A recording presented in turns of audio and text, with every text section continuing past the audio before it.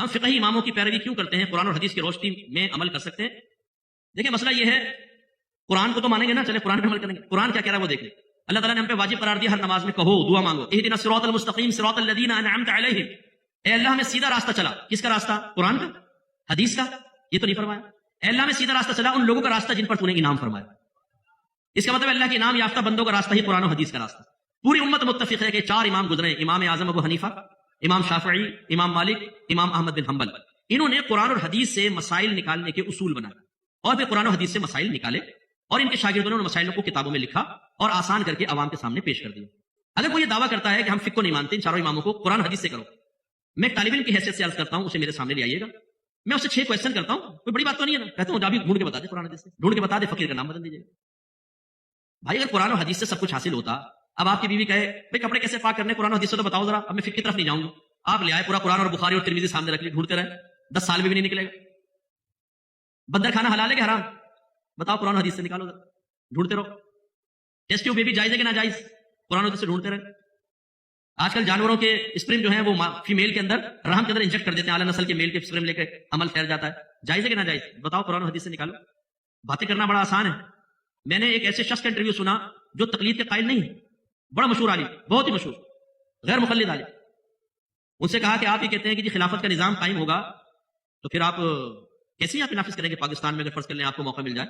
کہا کہ فقہ کے ذریعے ہوگا، کیونکہ جو ہمارے فقہاء نے خدمت کی ہے وہ بہت بڑی خدمت. تو پوچھا کہ یہاں تو 5 قسم کے فقہ ہیں، 4 تو یہ بتایا میں نے، فقہ جعفریہ، کون سا آپ نافذ کریں گے؟ کہا فقہ حنفی. غیر مقلد ہے لیکن کیا کہہ رہے ہیں؟ فقہ حنفی، اس کے بغیر نہیں ہو سکتا، قوانین سب ہمارے فقہاء نے بنائے ہوئے ہیں.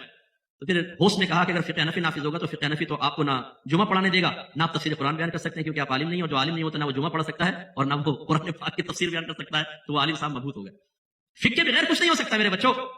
ہم نے آپ کو کہا نا چیلنج، اوپن چیلنج، کسی کو سامنے بٹھائے 10 کویشچن کرتے ہیں. اب جب وہ قرآن حدیث سے نہیں نکالے گا تو اپنے ذہن سے بتائے گا، لازم بات ہے کہ ہاں قرآن حدیث میں تو براہ راست نہیں ہے لیکن یہ حل ہونا چاہیے. اب ہم پوچھتے ہیں تمہاری مانے کہ نہ مانے، اور اگر تمہاری مان لے تو قرآن حدیث سے ہٹ کر مانی کہ نہیں مانی؟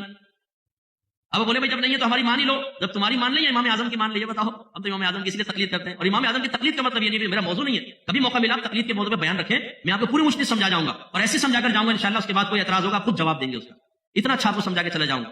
ہمارے امام اعظم نے کوئی اپنے پاس سے مسئلہ نہیں بنایا، آپ نے قرآن و حدیث کو پڑھا ہے، پھر اصول بتائے کہ کس طریقے سے اس سے مسئلہ نکالنا. میں ایک مثال دے دیتا ہوں. اللہ نے ادھر بیان کی یتربصن بانفسہن 3 قروء، یہ مطلقہ عورتیں اپنے آپ کو 3 قروء تک روکے رکھیں. آپ ڈکشنری کھولیں گے اس میں لکھا ہوگا قروء کا قروء قرؤن کی جمع ہے. پھر آپ قرؤن کا معنی دیکھیں گے، قرؤن کا معنی ہے حیض اور پاکی کے دن دونوں کے. پاکی کے جو ایام آتے ہیں نا 2 حیضوں کے درمیان اس کو طہر کہتے ہیں. قرؤن کا مطلب حیض بھی ہے طہر بھی، اور ایک دوسرے کی ضد ہے. آپ بتائیں اللہ تعالیٰ طہر فرما رہا ہے کہ حیض فرما رہا ہے؟ بتاؤ. امام اعظم نے اپنے دلائل سے یہاں حیض مراد لیا، امام شافعی نے اپنے دلائل سے طہر مراد لیا. امام اعظم فرماتے ہیں امام کے پیچھے سورہ فاتحہ نہیں پڑھ سکتے، آپ خاموش رہیں گے کیونکہ اللہ نے فرمایا جب قرآن پڑھا جائے تو بالکل خاموش رہو. امام شافعی رحمۃ اللہ علیہ فرماتے ہیں کہ امام کے پیچھے سورہ فاتحہ پڑھنا فرض ہے. امام اعظم منع کر رہے ہیں، وہ فرض، ان کے اپنے دلائل ہیں، ان کے پاس اپنے دلائل ہیں. دلائل ٹکرانے والے ہوتے ہیں، پھر وہ امام حضرات جو ہے فیصلہ کرتے ہیں کہ ہمیں کون سا مسئلہ حل کرنا ہے اور عوام تک پہنچانا ہے. لہٰذا امام کی پیروی کرنا بہت ضروری ہے، ورنہ وہی بات ہے کہ آپ قرآن حدیث کی طرف آئیں گے. آئیے پھر ہم بیٹھے نا آپ کے سامنے، طالب علم کی حیثیت سے کوئی تکبر غرور نہیں ہے. اگر آپ کہتے ہیں ہم فقہ کو نہیں مانتے تو قرآن حدیث کو تو مانو گے نا، پھر نکال کے بتاؤ مسئلہ. آؤ گے وہیں پر گھوم پھر کر وہیں پر آنا پڑے گا.